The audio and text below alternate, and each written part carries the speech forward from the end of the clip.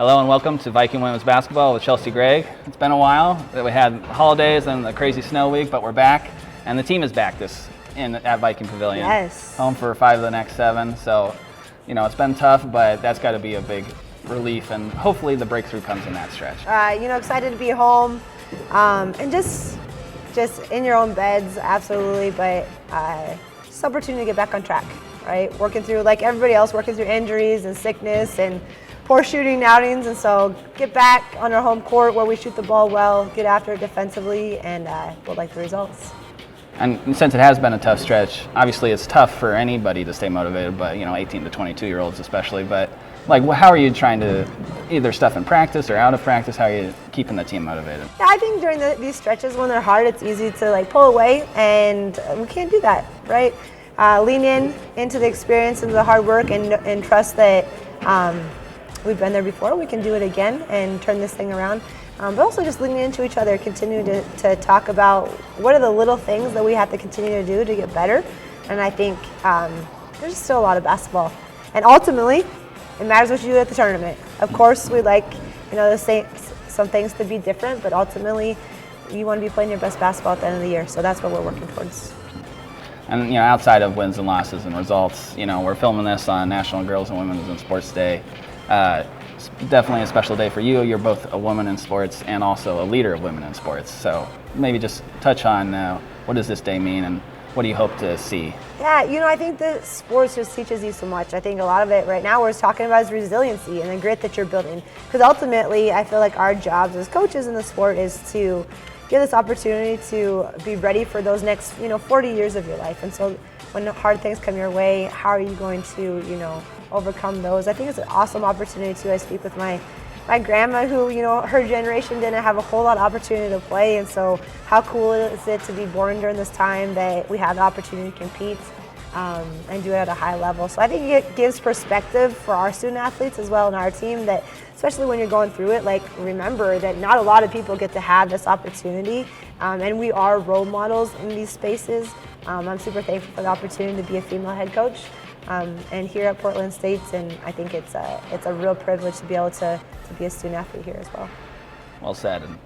All right, let's get into this weekend. Let's go. First off, we have Weber State on Thursday. Last time they played here was an all-time classic with Esme hitting last-second three-pointer. Not as much of a fun game down there earlier this season, but this is round 2. So, what do you hope to see that's different in this round 2? Yeah, I think they're being led by Jada Matthews and Darren Hickok, their senior leaders there. They got a good squad. They've been in some tough games late.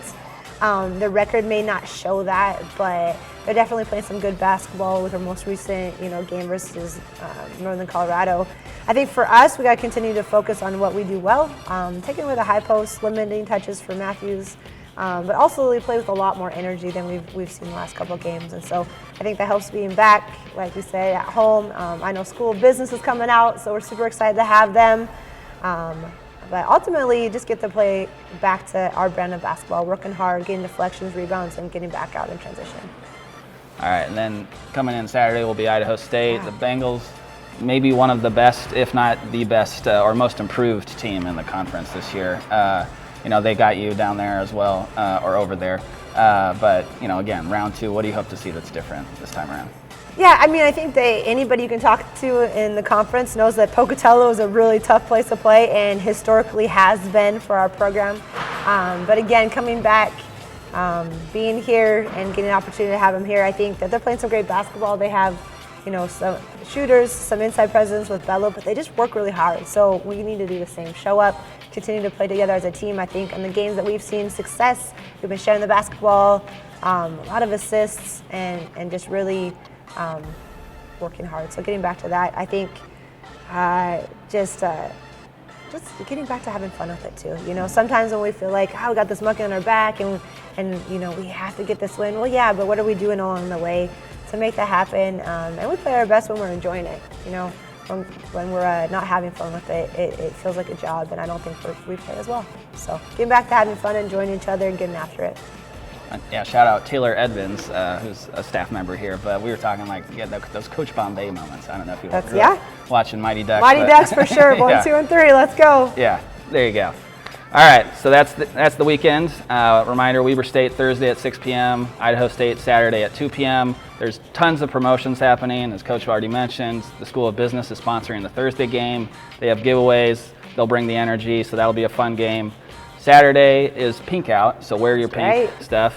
And then we'll also be celebrating National Girls and Women's in Sports Day. That one's also sponsored by On Point Community Credit Union.